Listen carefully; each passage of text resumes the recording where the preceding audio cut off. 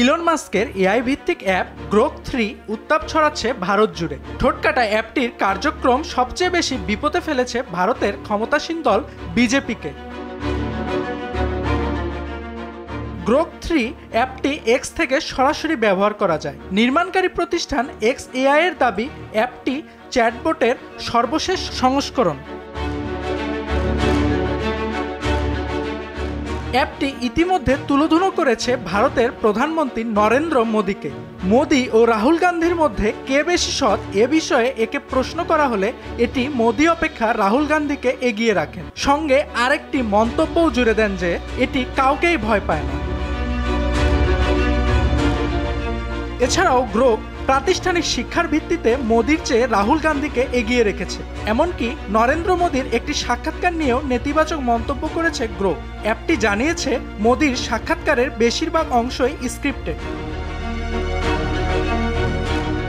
শুধু ভারতের রাজনৈতিক অঙ্গন নয়, দেশটির সর্বসাধারণের মধ্যেও চাঞ্চল্য তৈরি করেছে অ্যাপটি। সম্প্রতি এক্সের টোকা নামে একটি অ্যাকাউন্ট থেকে গ্রোককে জিজ্ঞাসা করা হয়েছিল অ্যাকাউন্ট ব্যবহারকারীর 10 জন বেস্ট মিউচুয়াল ফ্রেন্ডের একটি তালিকা দিতে।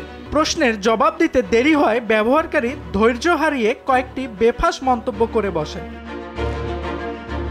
পাল্টা জবাব দেন গ্রোকও। উত্তরে 10 জন মিউচুয়ালের তালিকা প্রদানের পাশাপাশি হিন্দিতে কয়েকটা নারী বিদ্বেষী মন্তব্যও করে। পরে অবশ্য অ্যাপটি দাবি করে মজার ছলে এসব বলেছে।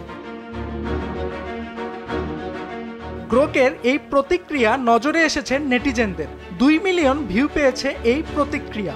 এতে গ্রোককে উস্কে দিতে এক্স হ্যান্ডেলে ব্যবহারকারীরা তাকে প্রশ্নবাণে জর্জরিত করছে। ক্রিকেট, রাজনীতি, বলিউড কি নিয়ে প্রশ্ন করা হচ্ছে না। অ্যাপটিও নিজস্ব শৈলী অনুসরণ করে অকপটে উত্তর দিচ্ছে। তবে গ্রোকের কার্যক্রমকে ভালোভাবে নেয়নি ভারত সরকার। দেশটির তথ্য প্রযুক্তি মন্ত্রণালয় ইতিমধ্যে গ্রোকের বিরুদ্ধে অনুপযুক্ত ভাষার ব্যবহার এবং বিতর্কিত প্রতিক্রিয়ার অভিযোগে এক্সের সঙ্গে যোগাযোগ করেছে। অন্যদিকে গ্রোক ইস্যুতে মোদি মাস্ক দ্বন্দ্ব মামলা পর্যন্ত গড়িয়েছে। দেশটির কর্ণাটক আদালতে মোদির বিরুদ্ধে মামলা দায়ের করেছে সোশ্যাল মিডিয়া প্ল্যাটফর্ম এক্স।